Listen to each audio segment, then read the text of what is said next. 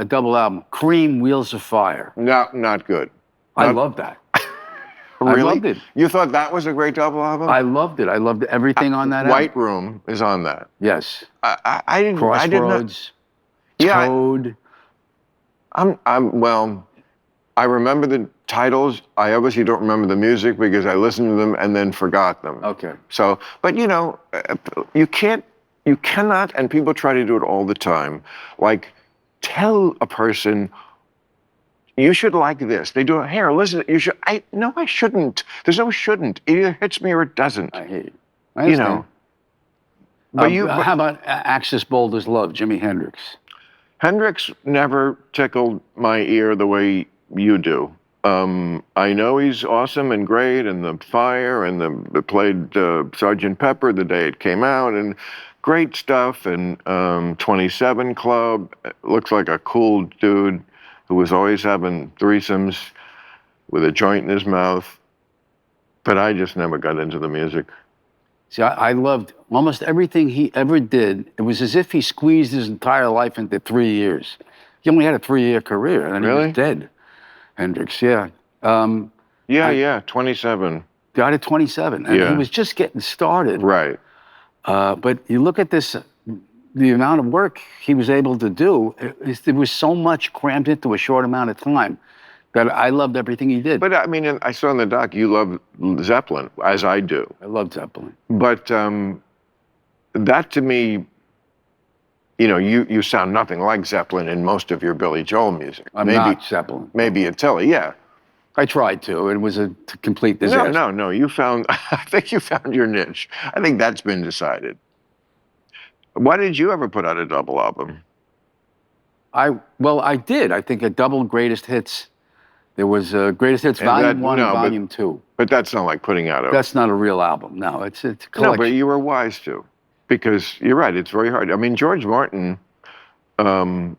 he said exactly what you said. He's in the Beatles documentary, and he says, I thought we should have just made one really good single album. Out of the White Album. Yeah, but you know what? I got to tell you, you people in the business, you just have a different view. I'm just a young man in the 22nd row. I see you as something more than sexual, more than just our Marilyn Monroe.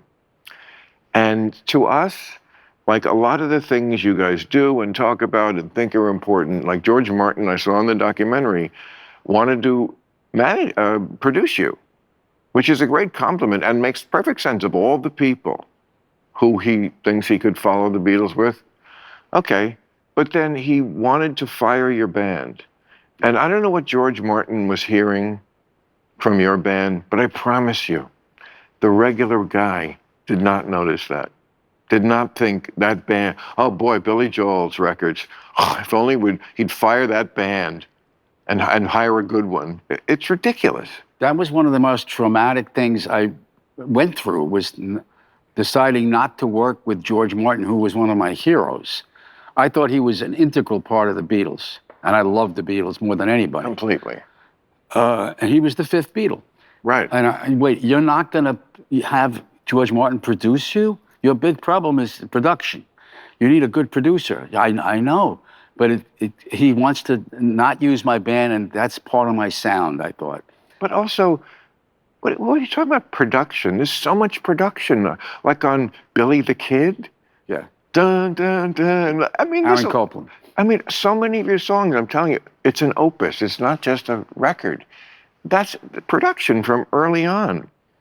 I mean, one of the things that blew my mind in this documentary was how big you were, how not big you were at a time when I thought you were huge, like when I was in college, that we're talking about Turnstiles, was, had enormous songs on it. Like people, I'm sure, think today. But you were East Coast, right? Yes, but like New York State of Mind, Say Goodbye to Hollywood. What else? James. Nobody talks about that. That awesome Angry Young Man. I was a regional artist for a long time. I mean, that really blew my mind, that you were staying in Holiday Inns and scrounging for money at a time when I thought we all did in college, because Piano Man, that album had come out, Turnstiles, Streetlight Serenade. It was, I was still in college when the big one came out. It was a long slog. And the critics were not kind.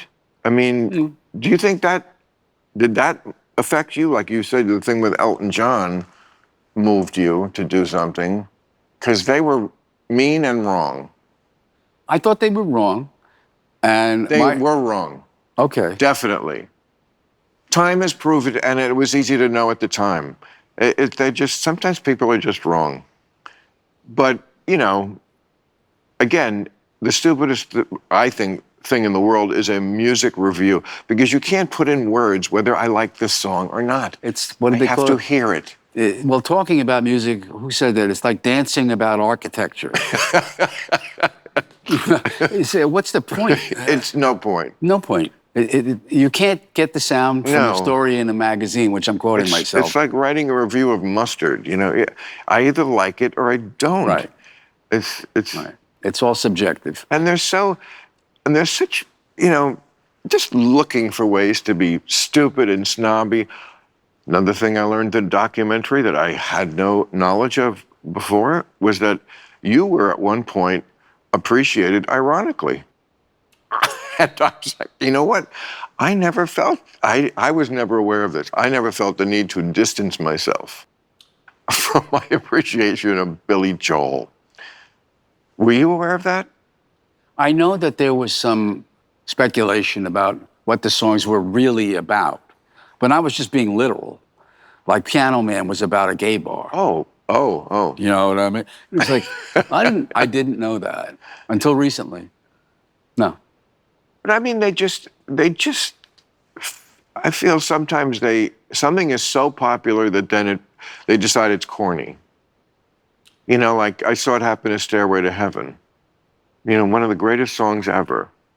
And the song didn't change, but it just got played so much. Is there a bustle in your hedgerow? Do you know what that means? Because I don't get that one.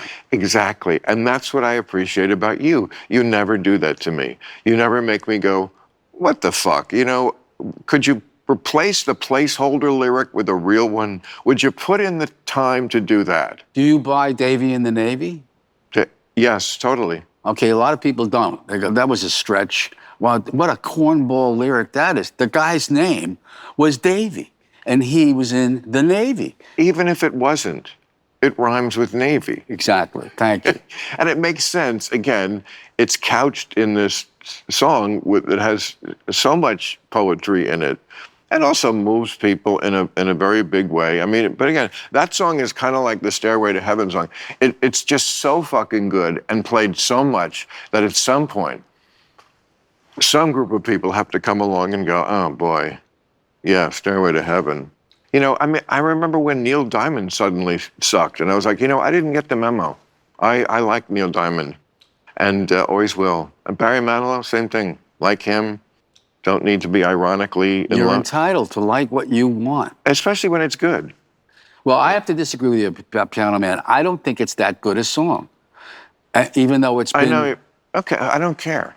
Okay. No, I know. It's fine. Literally, as Everybody a has fan, their I own can taste. say, you know, I don't care if you don't like it. And I appreciate you bearing with us who love it to play it all the time. When I'm sure look, I got bored telling the same jokes.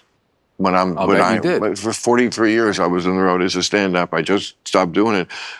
That's part of what, yeah, I've told this joke 100 times, and I know when I go, ba-ba-ba-ba-ba-ba-ba-ba, they go mad with laughter. Watch this. And if I go, ba-ba-ba-ba-ba-ba-ba, it won't get any laugh. Right. So I like hit the pedal and make the hamster dance, and you know, I feel like a hack sometimes. It's showbiz.